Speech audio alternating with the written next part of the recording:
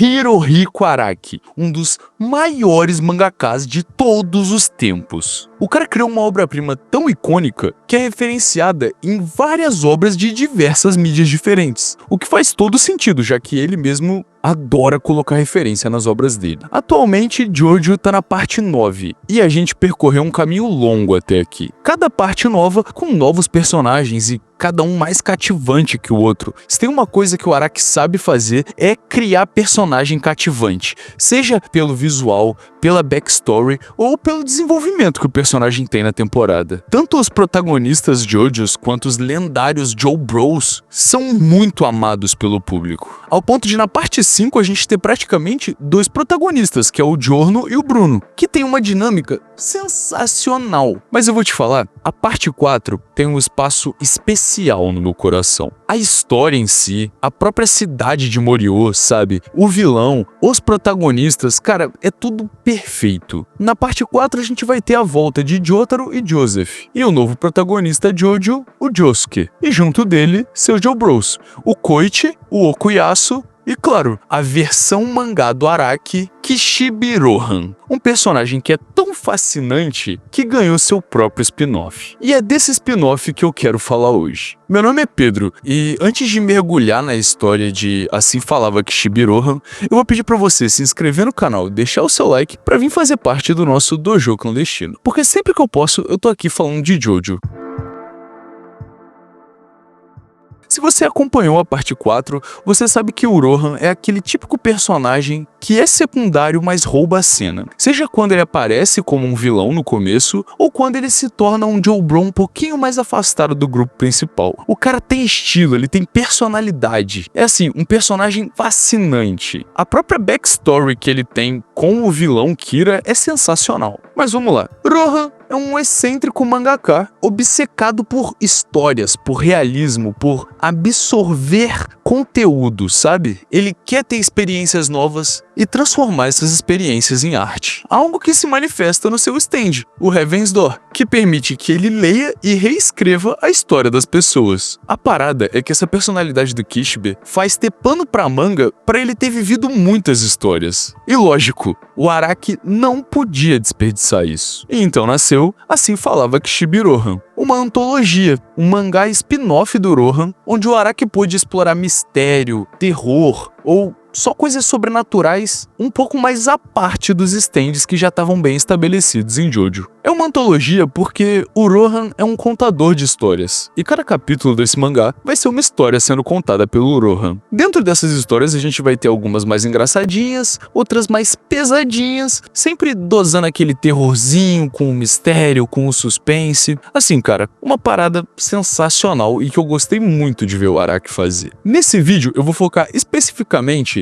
na história The Run, porque de todas, ela é a minha favorita. E acompanha comigo até o final que eu vou explicar o porquê. No começo do capítulo The Run, o Rohan tá comentando sobre a sua personalidade curiosa e como isso faz ele cruzar a linha às vezes. E conta que foi por essa questão dele querer ficar lendo as pessoas que ele acabou fraturando a sua mão. E então, ele segue para contar o que aconteceu. O protagonista dessa história vai ser o Yoma Hashimoto, um jovem modelo que era muito bonito e recebia muitos elogios sobre a sua aparência. E acaba se envolvendo na vida fitness da musculação para tentar melhorar ainda mais sua aparência e conseguir, consequentemente, mais papéis. Ele é simplesmente um rapaz magro que quer músculos definidos para se dar melhor na profissão. Mas ele acaba se perdendo nisso tudo e nessa paixão por ele mesmo, e essa obsessão acaba tomando um caminho muito perigoso. No começo da história a gente vê o Yoma malhando, e quando ele chega em casa ele tem uma namorada, que gosta de como ele é bonito, como o corpo dele tá ficando definido e cada vez mais bonito, mas que ainda tem uma preocupaçãozinha com essa obsessão dele. Mais umas páginas pra frente a gente também vê ele na academia, e como ele adora ser o foco da atenção. E aí quando ele vê um personal dando atenção pra outra pessoa, ele fica indignado. Como assim ele não tá dando atenção pra mim? E aí ele vê na parede um anúncio de personal por 270 mil ienes, que prometia o corpo perfeito em 30 dias. Sem pensar duas vezes, ele cata o cartão da namorada pra poder pagar o personal. E aí quando ela ela vai confrontar ele sobre isso, ela já se depara ele perdido numa obsessão louca, tipo, a casa dela tava inteira cheia daquelas pedrinhas de escalada que ele saiu colando, sabe? E ele tá andando no teto, e ela tentando falar com ele andando no teto, falando pra ela, não, eu vou te pagar depois, tal, não sei o que. Ela começa a chorar, tá desesperada, tipo, o namorado que ela amava, que ela achava lindo, que ela achava perfeito, tava ficando maluco em busca da perfeição.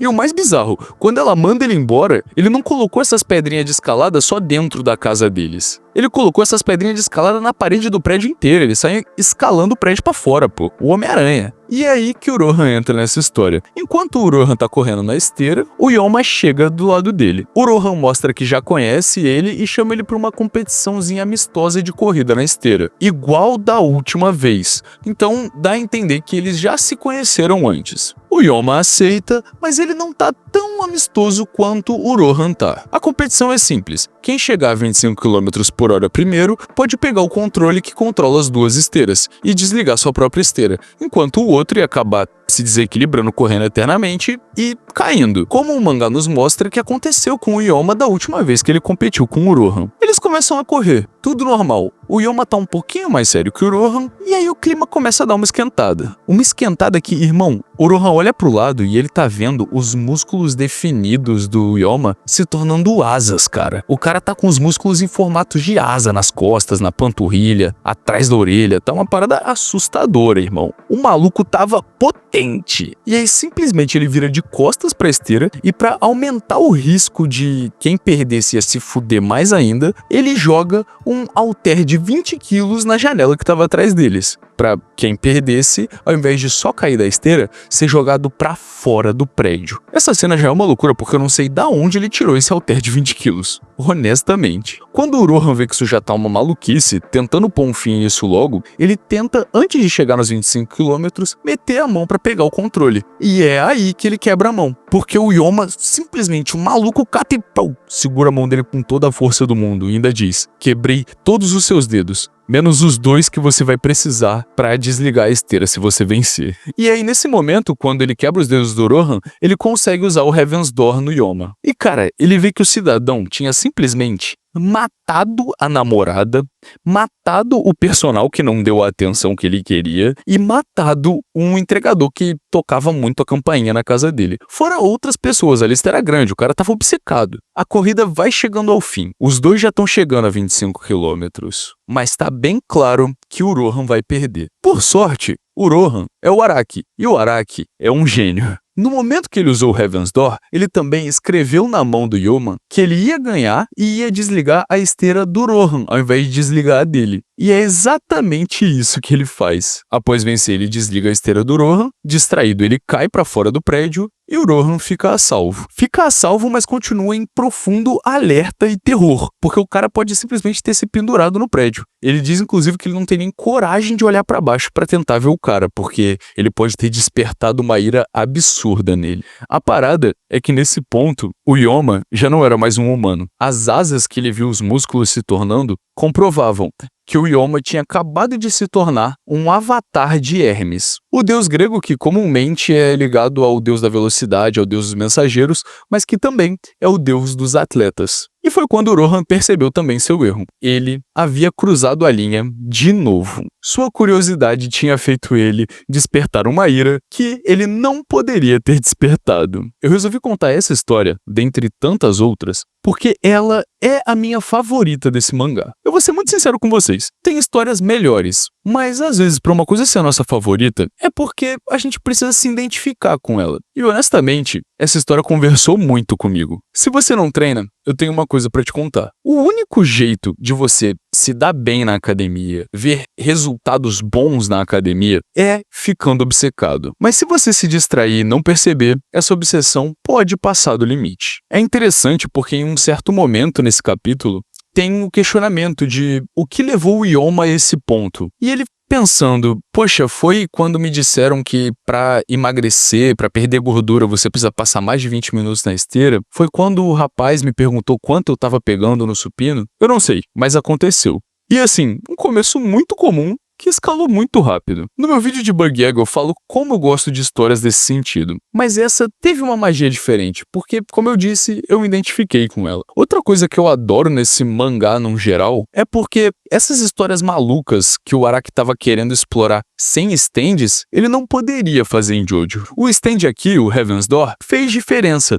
Mas ele não era o principal da história, sabe? Aqui a gente tem outro elemento sobrenatural. Aqui a gente tá lidando com um avatar de um deus. Absurdo, pô! E é tão interessante ver como o Rohan consegue resolver os problemas com maneiras diferentes dos Jojo, sabe? Porque vamos lá, o Heaven's Door não é um stand de porrada. Nada nesse mangá vai ser resolvido na porrada. Tudo vai ser resolvido na base da inteligência do Rohan, com o Heaven's Door nem necessariamente se fazendo necessário toda vez. E aquela máxima de usuários de stand atraem usuários de stand não vai se aplicar nesse mangá em específico. Aqui, o usuário de stand é o Rohan. E honestamente, se isso fosse uma história à parte de Jojo, vamos dizer que Chibi-Rohan não é um personagem de Jojo e que o Heaven's Door não é um stand. Isso serviria muito bem como só uma história sobrenatural à parte, sabe? Um cara que tem essa habilidade de ler as pessoas e alterar as coisas dela e que não é um combatente. Cara, sério, é maravilhoso. Tem outras histórias aqui que são tão boas quanto, e algumas muito melhores do que essa que eu contei. Se vocês quiserem, eu posso trazer mais vídeos contando essas histórias de Assim Falava Rohan Kishibe. Porque, honestamente, eu acho que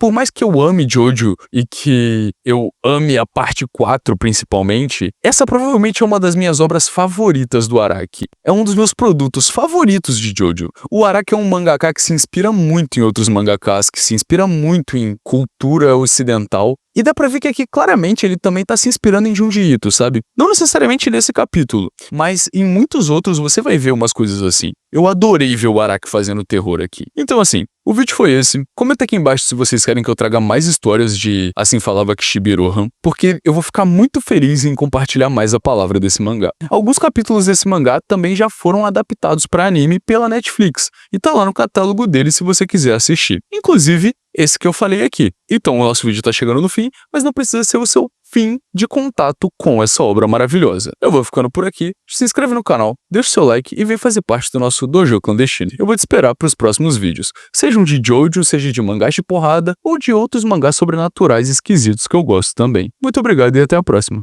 Se inscreve aí, na moral.